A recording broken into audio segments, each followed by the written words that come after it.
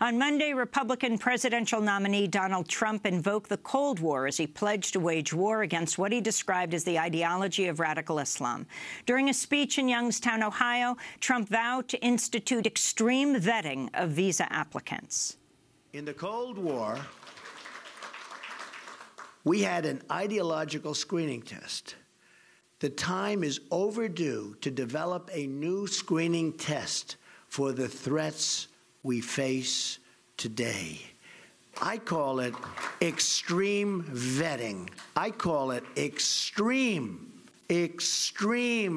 vetting. Our country has enough problems. We don't need more. And these are problems like we've never had before.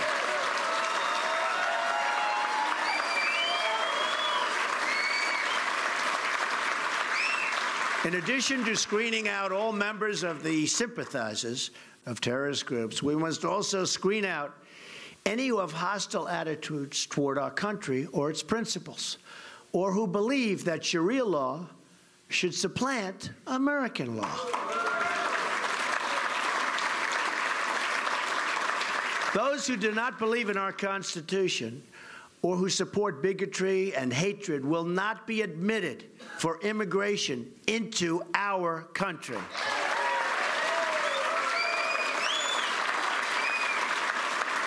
Only those who we expect to flourish in our country and to embrace a tolerant American society should be issued visas. To put these new procedures in place, we will have to temporarily suspend immigration from some of the most dangerous and volatile regions of the world that have a history of exporting terrorism. Donald Trump also said he'd create a commission on radical Islam, keep Guantanamo open, and stop trying people accused of terrorism in civilian courts. He'd initially called for a temporary ban on all Muslim immigration before shifting to a ban on those from countries with a history of terrorism. While his campaign has declined to offer specifics on which countries would qualify, Trump said Monday that his State Department and Department of Homeland Security would decide which regions would qualify based on whether adequate screenings could take place. For more, we're joined by three guests. Matt Taibbi, award-winning journalist with Rolling Stone magazine's been closely covering the Trump campaign. His most recent piece is headlined The Summer of the Shill.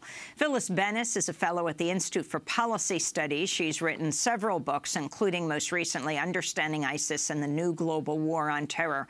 And Linda Sarsour is with us. She's director of the first Muslim online organizing platform, Empower Change, and co-founder of the Muslim Democratic Club of New York. We welcome you all to Democracy Now! Linda, let's begin with you. Your response to Donald Trump's proposal for extreme vetting, as he calls it. I mean, it's a continuation of his ludicrous policy proposals. I'm a person who has been working with refugees, asylees in New York City for 15 years. He has no idea the vetting process that immigrants go through before they come to the United States. And he's taking us back to the 1950s, McCarthy-Era, this idea of creating a committee on radical Islam. Who's going to set the standards for what that looks like? And when he talks about testing immigrants around only those who will flourish in this country, or those who believe in American values, who's going to set what those American values are? Donald Trump? The fact that Rudy Giuliani was even anywhere near this, the fact that Rudy Giuliani could be the next head of the Department of Homeland Security scares me more than Donald Trump. So I wasn't shocked or surprised, but the fact that we have gotten to this point and that our country is allowing a man of this caliber to be running for the highest office of this land is absolutely outrageous. Matt Taibbi. Yeah, I mean, I think the speech was crazy, as a lot of Trump's speeches are. Clearly, he's backed off slightly from the let's ban all Muslims idea that he unleashed last year, and he's just rebranding it as extreme vetting, probably because he realized the idea of banning all Muslims is unconstitutional because it would violate the Establishment Clause of the Constitution. But this idea that he thinks that returning to the McCarthy era and having an ideological test and rooting out un-American activities. Well, let's talk about that, an ideological test. Yeah, well, he's very clearly, openly invoking the Cold War era as though McCarthyism was a good idea. I think most Americans would look back at that period in our history with shame and regret. And Trump seems to think, and probably some of his voters think, that it's something that we should go back to. And it's remarkable that he thinks that this would be a winning political idea in an electoral season. Phyllis Bennis, your response in Washington, D.C. You know, Amy, I think this point about the link with the McCarthy period is very crucial. What he's really calling for is a return of HUAC, the House Un-American Activities Committee, that so infamously was involved in destroying so many people's lives with false allegations of being fellow travelers or members of the Communist Party, with exactly this kind of extreme vetting that kept out immigrants, but also went after residents and citizens in this country.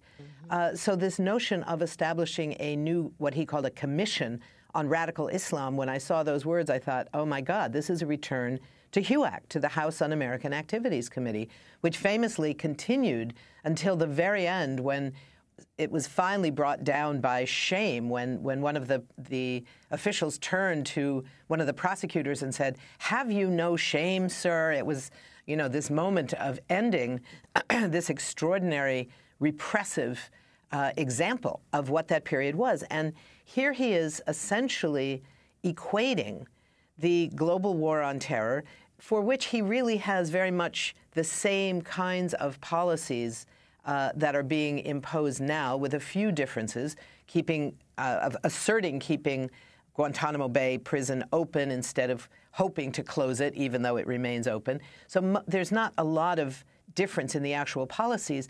But what Donald Trump's speech tried to do was to assert that this question of terrorism, which is something that is affecting a wide range of regions around the world, certainly, but has not come close to the question of the risks of World War II, when he talked about comparing it to the war against fascism, the war against Nazism. This is a ludicrous comparison, and yet he's talking about establishing the same kind of response, meaning this ideological test, this notion of extreme vetting. It's as if he's asserting the value of extremism as the reason people should support his candidacy, because he's an extremist. It's interesting. The words he used are sometimes words that are leveled against him. Let's go back to just a clip of what he said. Those who do not believe in our Constitution or who support bigotry and hatred will not be admitted for immigration into our country. Linda Sarsour. I mean, that was literally like a comedy show. I thought I was like Saturday Night Live. I mean, he's the first person to be deported. He's the first person I'd signed his deportation proceeding to be at the airport waving him goodbye. He's running a campaign on the very things that he's saying he's going to fight against: bigotry, hatred. He's talking about taking down fascism and comparing what he wants to do to the era of taking down fascism. He is an American fascist, and this is what his campaign has been all about. And again, the scariest part of it, again, is not Donald Trump. It's the people that come to his rallies and cheer him on in that room, and the people that think that his ideas are good ideas. And you know this, Amy, if there was a committee on radical Islam, you and I would be the first targets. This idea that anyone that criticizes the U.S. government, anyone who is considered, quote, unpatriotic, we would be the first people to be targeted. So he's creating an environment of law and order. He wants to keep everybody in line. If you don't agree with Donald Trump and his supporters, you are not welcomed here. So that's a big portion of the American people. So hopefully, I'm just hoping he's not the next president of the United States. Well, we're going to go to break and then come back to this discussion and expand it to what he said about and the recent reports on Russia, talk about Iraq, Iran. We're talking with Linda Sarsour, Matt Taibbi, and Phyllis Bennis. Linda is director of the first Muslim online organizing platform Empower Change. Matt Taibbi, a Rolling Stone reporter. And Phyllis Bennis is with the Institute for Policy Studies. This is Democracy